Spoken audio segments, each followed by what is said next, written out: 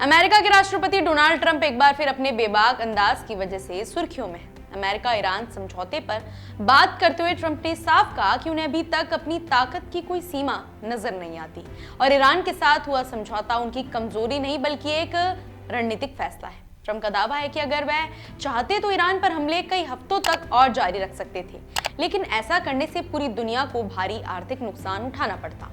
उनके मुताबिक हॉर्मूज बंद रहने से वैश्विक तेल सप्लाई बुरी तरह प्रभावित होती, पेट्रोल और डीजल की कीमतें तेजी से और बढ़ती और दुनिया एक बड़े आर्थिक संकट या मंदी की तरफ बढ़ सकते थे।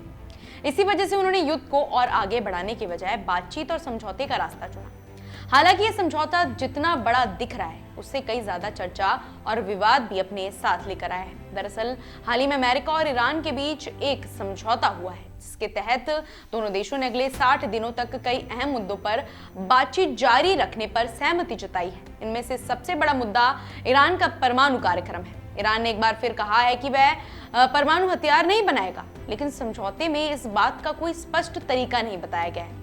इसकी निगरानी कैसे होगी और अगर नियमों का उल्लंघन हुआ तो कार्रवाई कैसी होगी?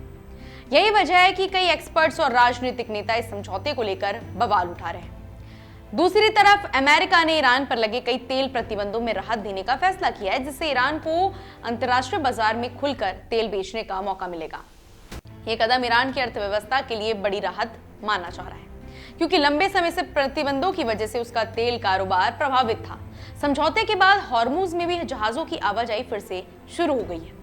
हालात सामान्य होने के बाद तेल टैंकर फिर से इस रास्ते का इस्तेमाल करने लगे हैं, जिससे अंतर्राष्ट्रीय बाजार को राहत मिली है। लेकिन कहानी का दूसरा पहलू भी उतना ही दिलचस्प है। अमेरिका के अंदर ही ट्रंप के इस समझौते को लेकर विरोध के स्वर सुनाई देने लगे हैं। कई रिपब्लिकन नेता और इजराइल समर्थक समूह मानते हैं कि अमेरिका ने ईरान को जरूरत से ज्यादा रियायतें दे दी है। उनका कहना है कि प्रतिबंधों में राहत और आर्थिक फायदे देने के बदले अमेरिका को ईरान से ज्यादा मजबूत और स्पष्ट गारंटी लेनी चाहिए थी। कुछ नेताओं ने तो इसे अमेरिका की कूटनीतिक कमजोरी तक करार दे दिया है। वहीं अमेरिका के उपराष्ट्रपति जेडी वेंस का स्विट्जरलैंड दौरा अचानक स्थगित हो जाना भी कई सवाल खड़े कर रहा है। माना जा रहा है कि वहां इस समझौते के अगले चरण और भविष्य की बातचीत पर चर्चा होनी थी, लेकिन दौरा टलने से अटकलें तेज हो गई हैं। दूसरी और ईरान के शीर्ष नेतृत्व ने भी साफ संकेत दिए हैं कि बातचीत जारी रहेगी, लेकिन इसका मतलब ये नहीं है कि ईरान अमेरिका की हर शर्त स्वीकार कर लेगा।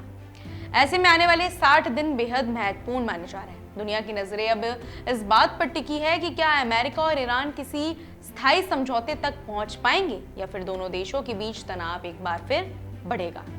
क्या ईरान वास्तव में अपने परमाणु कार्यक्रम को सीमित करेगा? क्या अमेरिका लंबे समय तक प्रतिबंधों में राहत जारी रखेगा? और सबसे बड़ा सवाल, क्या ये समझौता वेस्ट एशिया में स्थायी शांति की शुरुआत है या सिर्फ एक अस्थायी विराम? इन सवालों के जवाब आने वाले दिनों में सामने आएंगे, लेकिन इतना तय है कि इस समझौते का असर सिर्फ अमेरिका और ईरान तक सीमित नहीं है। इसका सीधा प्रभाव वैश्विक तेल बाजार, दुनिया की अर्थव्यवस्था और पश्चिम एशिया की राजनीति पर पड़ने वाला है।